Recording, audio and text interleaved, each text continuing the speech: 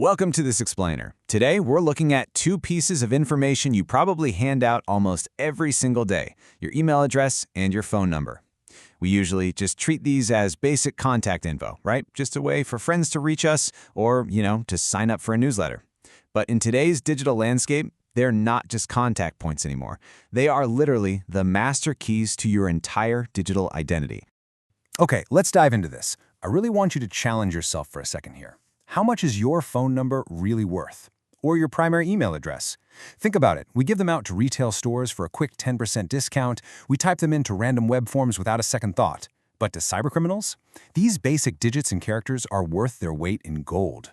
If someone compromises these, they don't just get to send you annoying spam. No, they get the keys to the whole shebang. Your bank, your social media, your private photos, and your work files. So here's our roadmap for this explainer. We're going to cover 1. The digital master keys. 2. How hackers connect data. 3. The SIM swap threat. 4. Rating your 2FA security. And 5. Shrinking your digital footprint. Don't worry, we're going to uncover exactly how these hacker tactics work, and then empower you with actionable, industry-best solutions to lock it all down.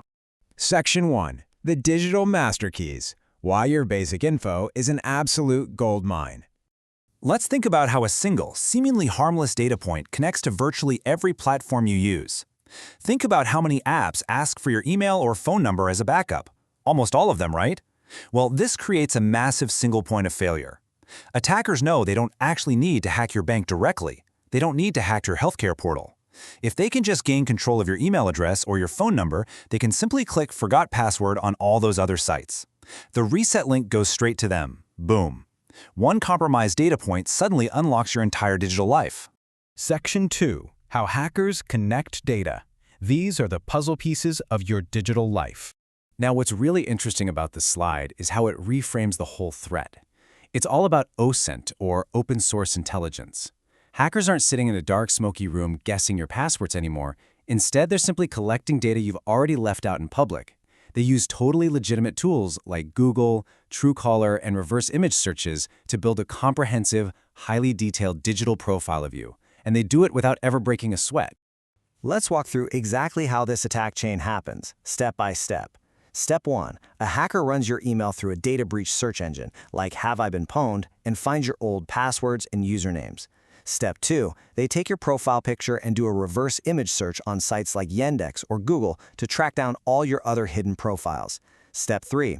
They download a photo you posted, maybe a cool shot of your new car. Using a simple free metadata viewer, they extract the hidden EXIF data. This hidden data can reveal exactly what phone you used, like an iPhone X, and, incredibly, the exact GPS latitude and longitude coordinates of where you took the picture. Step 4. By correlating all of this, they map out your physical location, your workplace, and your daily routines. There's this fantastic quote from cybersecurity expert Kashantha Gorwadana that perfectly sums it up. He says, "Attackers read your content better than your followers do. They don't really hack, they just correlate your data. A single image you post online might seem like absolutely nothing to you, but to an attacker, it's a silent revealer of your exact location, your schedule, and your habits." Section 3. The SIM swap threat. This is what happens when your phone goes dark. So what happens if an attacker targets your phone number directly? Well, a SIM swap attack is terrifyingly simple, and it completely bypasses your normal security. It exploits mobile number portability. That legitimate system designed for when you lose your phone or switch providers. Fraudsters take all those personal details they gathered using the OSINT methods we just talked about. Then they impersonate you, call your telecom provider, and socially engineer customer support into switching your phone number to a brand new SIM card that the hacker controls. Sometimes they even skip the sweet talking and just flat out bribe telecom employees to make the switch. In an instant, your phone says no service, and the hacker intercepts every single text message and voice call meant for you. $68 million. Let that sink in. That is the staggering amount of money lost to SIM card-based scams in the year 2021 alone, according to the FBI. And that was a massive jump from previous years.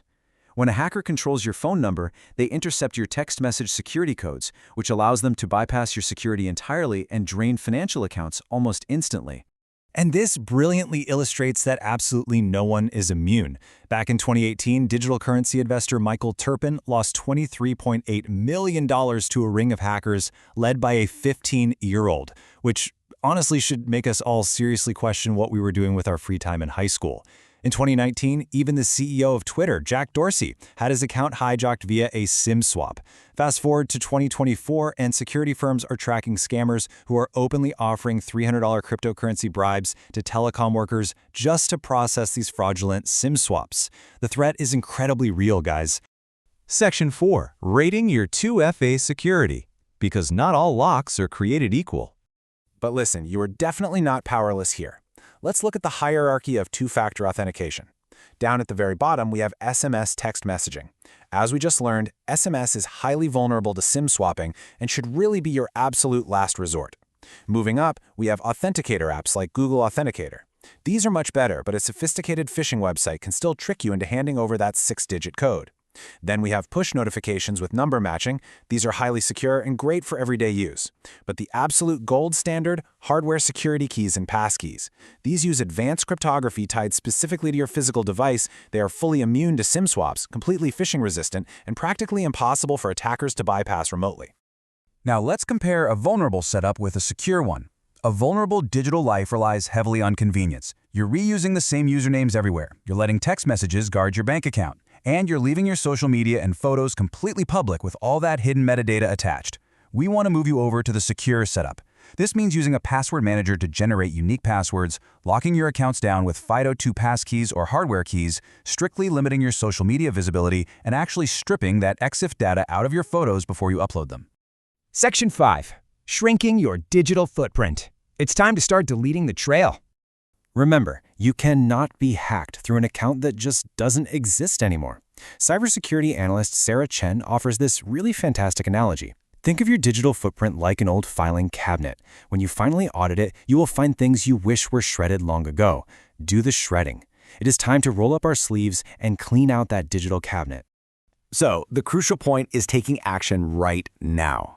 Here is your ultimate digital footprint audit checklist. First up, search your own name and emails on breach sites like Have I Been Pwned to see where you're exposed. Second, inventory all your accounts. Search your inbox for old welcome emails. Third, be ruthless. If you don't use it, delete it. Sites like Just Delete Me give you direct links to do this fast. Fourth, for the accounts you do keep, lock them down with the strong 2FA we just talked about. Fifth, remove yourself from data broker websites that are actively selling your info. And finally, check your phone and revoke unnecessary app permissions. A simple calculator app absolutely does not need access to your GPS location or your microphone unless, it needs to know its exact altitude to do basic addition. I want to leave you with this final provocative thought. If an attacker bypassed your passwords and successfully gained control of your email inbox or ported your phone number to their device right at this very moment, what is the first thing they could take from you? Are your finances completely exposed? Are your private communications suddenly open? Your digital master keys hold immense power, but by understanding how hackers correlate your data and by upgrading to modern, phishing-resistant security, you can make sure those keys stay firmly in your pocket. Start your digital audit today. Shred the data you no longer need and lock the rest down tight. Thanks for joining me on this explainer, and stay secure.